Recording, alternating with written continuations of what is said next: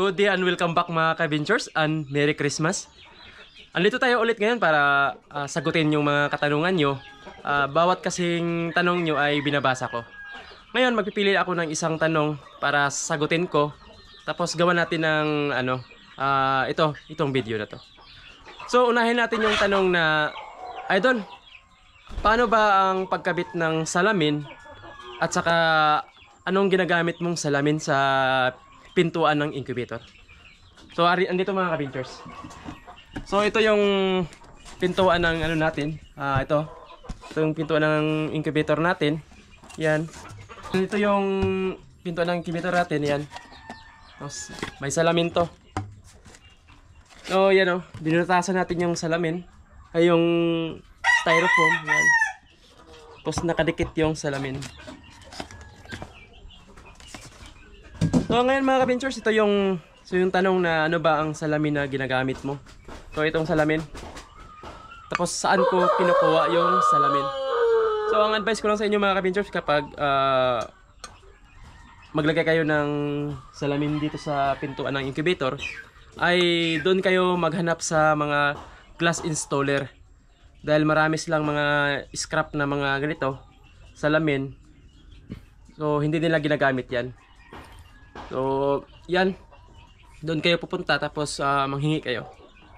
Kayo na pong bahala kung anong size yung gusto nyong salamin na ikabit dito sa incubator. Tapos, second option naman, kapag wala kayong mahanap na mga glass installer sa lugar nyo, pwede naman kayong gumamit ng yung gelusin yung bahay nyo, yung bintana. Tapos, yung medyo clear na salamin, pwede nyo ikabit dito.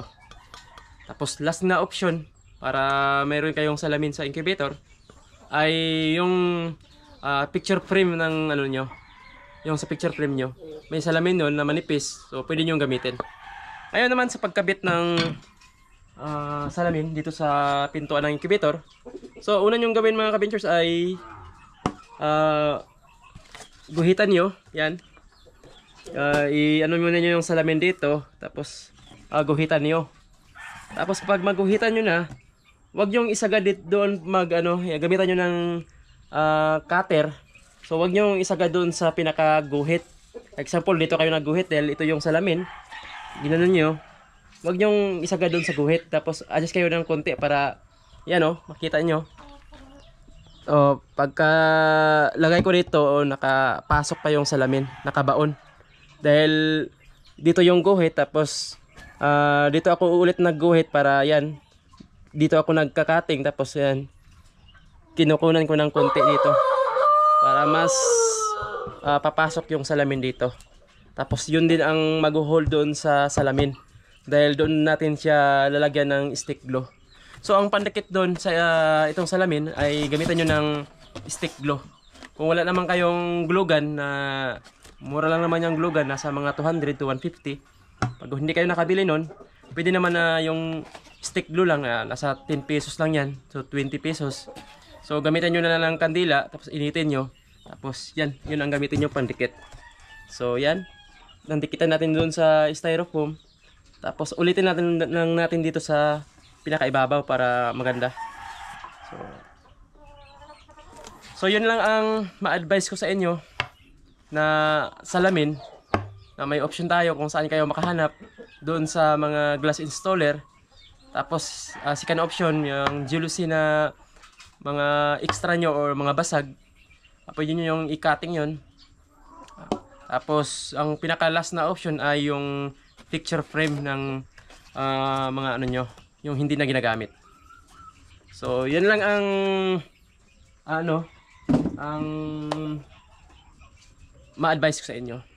So hanggang dito na lang tayo mga ka-ventures. Nasagot ko na yung katanungan kung paano ba daw ikabit yung salamin at saka anong salamin na ginagamit ko. Kapag mayroon pa kayong mga katanungan mga ka-ventures, huwag kayong magsawang mag-comment doon, dahil binabasa ko yan araw-araw kapag hindi ako busy. Binabasa ko yon, tapos nagre-reply ako. So lahat ng mga katanungan nyo ay sasagutin ko. Gagawan ko ng video. So, huwag kayong kalimutan mag-like and mag-share mga ka-ventures para marami pa tayong matulungan na mga kagaya nyo na nagsimula pa lang about dito sa incubator. So hanggang nito na lang, abangan nyo sa sunod na upload natin na video dahil mayroon pa naman marami pang mga katanungan na gawan ko ng video. So hanggang dito na lang mga ka-ventures. Merry Christmas!